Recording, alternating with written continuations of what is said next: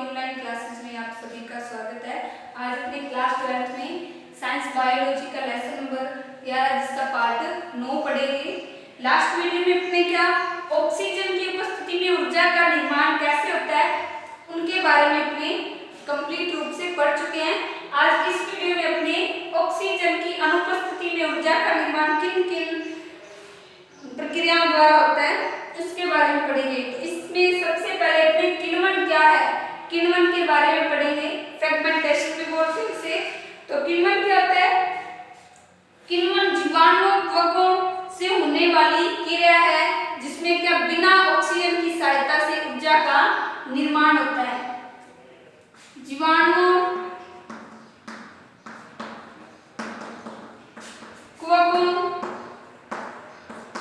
की सहायता से होने वाली क्रिया, सहायता से होने वाली ऐसी क्रिया है, होने वाली ऐसी क्रिया है जिसमें ऊर्जा का निर्माण बिना ऑक्सीजन के होता है।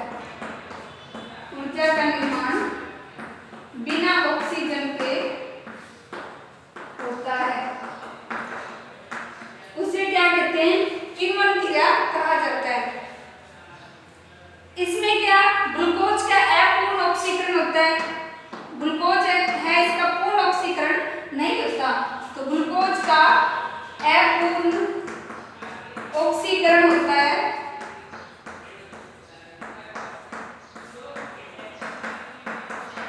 तथा क्या कुछ बनते हैं? तथा इसमें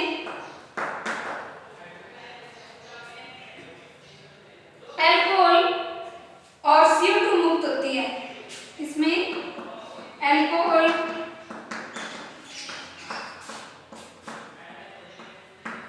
तथा CO2 मुक्त होती है।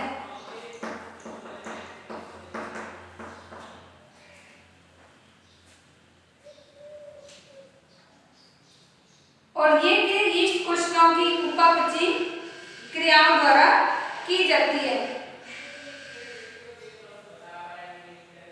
यह क्रिया यीस्ट कोशिकाओं की उपापचय क्रियाओं द्वारा की जाती है। अब जो किण्वन क्रिया है इसके प्रकार कितने हैं? फ्रेगमेंटेशन या किण्वन के प्रकार। तो किण्वन कितने?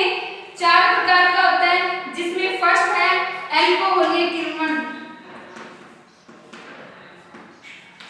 अल्कोहलीय किण्वन। अल्कोहलीय किण्वन में क्या होता है? अल्कोहल का निर्माण होता है। तो इसमें पाइरुविक अम्ल के डी कार्बोक्सिलेशन से फर्स्ट चरण में क्या बनता है? सबसे पहले पाइरुविक अम्ल है, फर्स्ट है अल्कोहलीय किण्वन। इसमें जो पाइरुविक अम्ल है फर्स्ट क्रिया इसकी क्या होगी? पाइरुविक अम्ल। पाइरुविक अम्ल इसमें पहले किसमें बदलेगा? एसिटाल्डिहाइड और CO2 pyruvic D carboxylase enzyme की उपस्थिति में। Pyruvic D carboxylase enzyme, D carboxylase enzyme की सहायता से क्या बनता है? यहाँ पे एसिटाल्डिहाइड और CO2 बनता है। एसिटाल्डिहाइड प्लस CO2 बनता है। फर्स्ट इसमें ये है। सेकंड इसमें क्या है?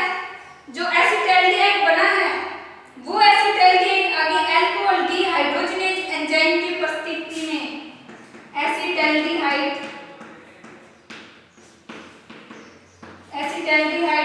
किस एंजाइम की उपस्थिति में? अल्कोहल डीहाइड्रोजनेज एंजाइम की उपस्थिति में। अल्कोहल डीहाइड्रोजनेज एंजाइम की उपस्थिति में क्या बनता है? अल्कोहल का निर्माण होता है। और इसमें डीहाइड्रोजनेज में जो हाइड्रोजन के अणु होते हैं वो निकल जाते हैं और NAD बन जाता है। NAD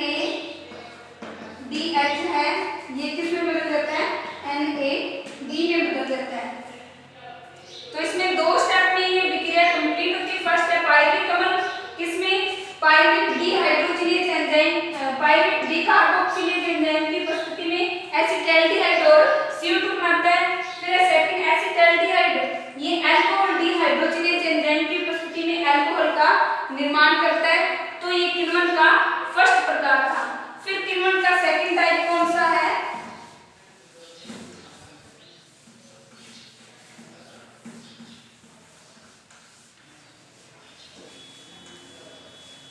किण्वन का सेकंड प्रकार है लैक्टिक अम्ल का किण्वन। लैक्टिक अम्ल का किण्वन।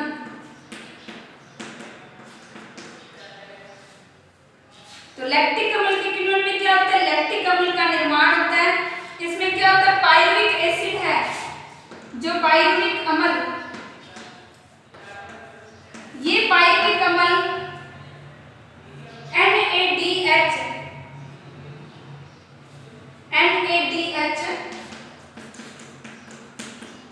H+ यानी इससे ऊर्जा प्राप्त करता है पायरुविक अम्ल। और लैक्टिक डिहाइड्रोजिनेज एंजाइम की उपस्थिति में, कौन से एंजाइम की उपस्थिति में? लैक्टिक डिहाइड्रोजिनेज एंजाइम की उपस्थिति में क्या बनाता है? लैक्टिक अम्ल। लैक्टिक अम्ल का निर्माण करता है और इसके साथ में जो NaDH एसिड का हाइड्रोजन त्यागे तो यहाँ पे क्या बन जाएगा? NaD बन जाता है। ये है लैक्टिक अम्ल का किण्वन, जो एक ही स्टेप में रिएक्शन कंप्लीट होती है और इसमें लैक्टिक अम्ल का निर्माण होता है। फिर आगे थर्ड है प्रकार एसिटिक अम्ल का किण्वन। एसिटिक अम्ल का किण्वन। तो एसिटिक अम्ल का किण्वन कैसे होता है? इसमें क्या एसिटिक अम्ल का निर्माण होता है। तो इसमें सबसे पहले पायरुविक अम्ल है, ये एसिटाल्डिहाइड बनाता है और CO2। पायरुविक अम्ल क्या बनाता है? ये एसिटाल्डिहाइड और CO2 बनाता है। एसिटाल्डिहाइड प्लस CO2 बनाता है। फिर जो एसिटाल्डिहाइड है ये आगे हाइड्रोजन के अणु त्याग कर एसिटिक अम्ल बनाता है। एसिटाल्डिहाइड हाइड्रोजन अणु त्याग कर क्या बनाता है? ये एसिटिक अम्ल बनाता है।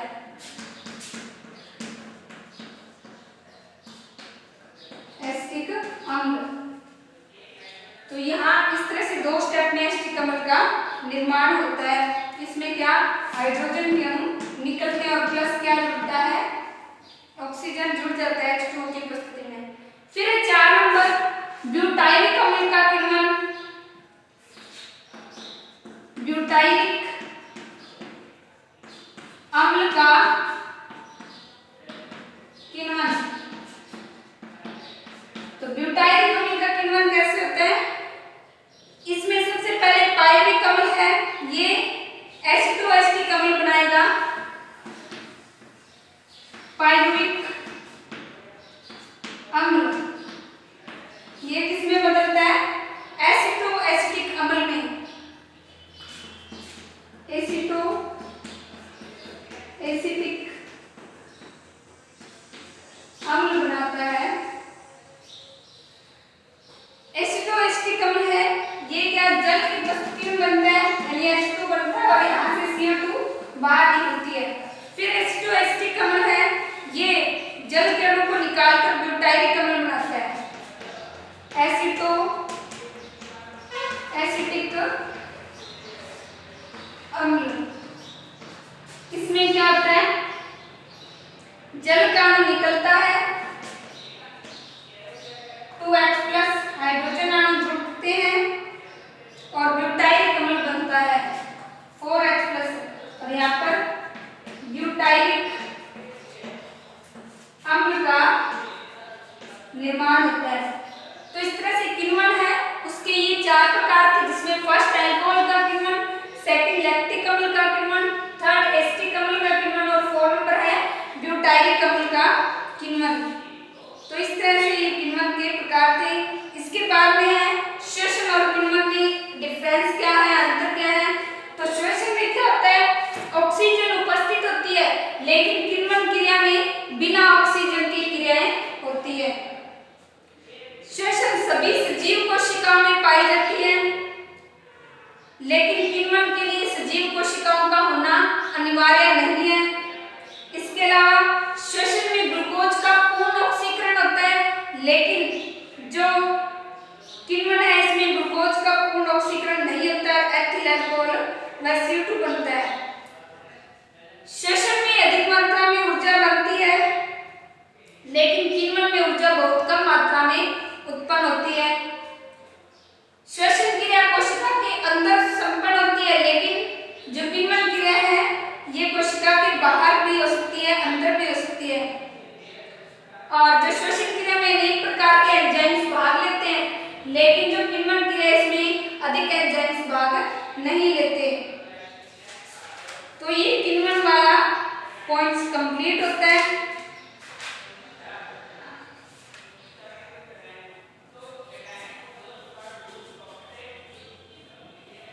इसके बाद में नेक्स्ट है आगे शर्करा विघटन के कुछ अन्य स्टेप।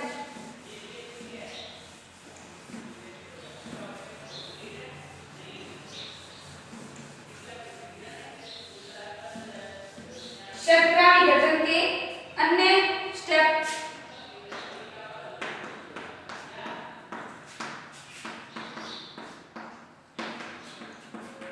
अन्य चरण या स्टेप।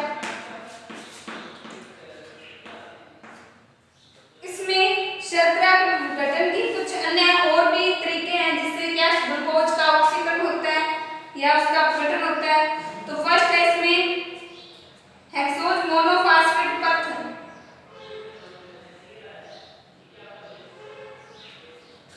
अन्य पथ बोलेंगे इसे, जिसमें विभिन्न प्रकार के स्टेप आएंगे। तो अन्य पथ कौन कौन से हैं? फर्स्ट है इसमें हेक्सोज मोनोफास्फेट पथ। हेक्सोज मोनोफास्फेट पथ, या फिर इसे क्या बोलेंगे, पेंटोज फास्फेट पथ, या फिर इसे पेंटोज फास्फेट पथ।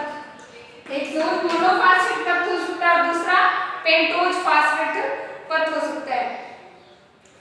इसमें क्या होता है, जो 6 कार्बन वाली होती है, 6 कार्बन वाली ग्लूकोज होती है, जो उसमें क्या फास्फेट का एक अणु जुड़ा रहता है, उसका अपघटन कैसे होता है, तो वो हेक्सोज मोनोफास्फेट कहलाएगा।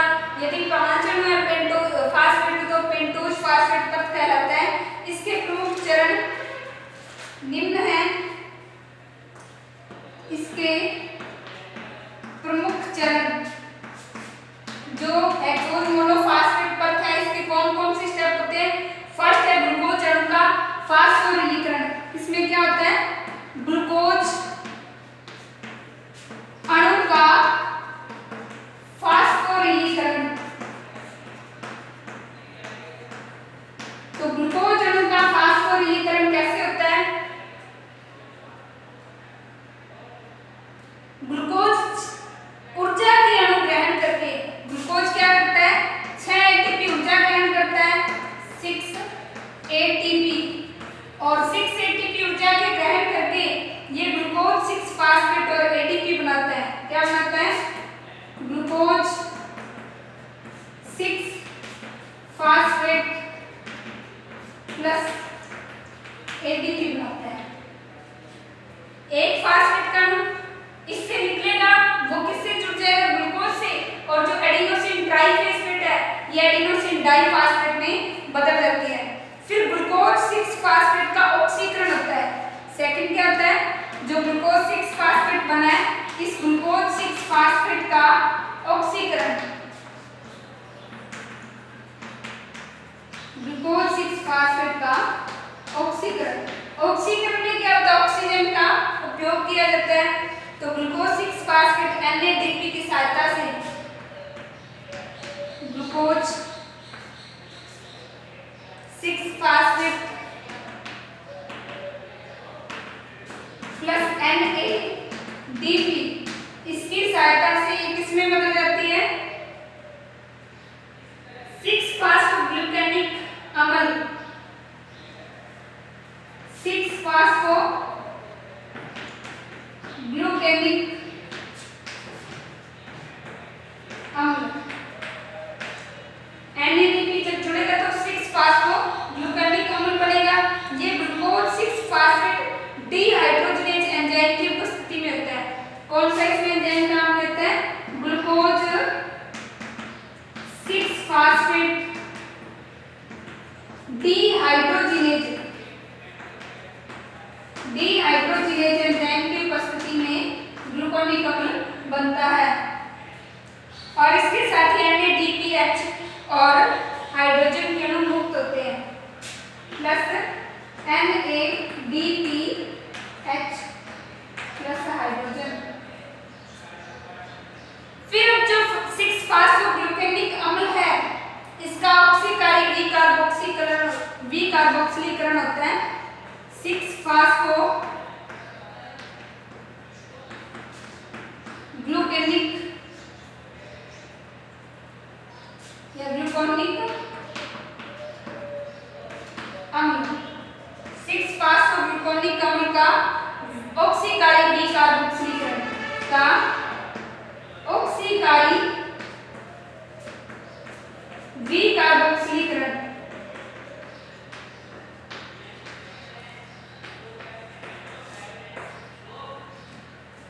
ऑक्सीकारी विकार्बोक्सिलीकरण।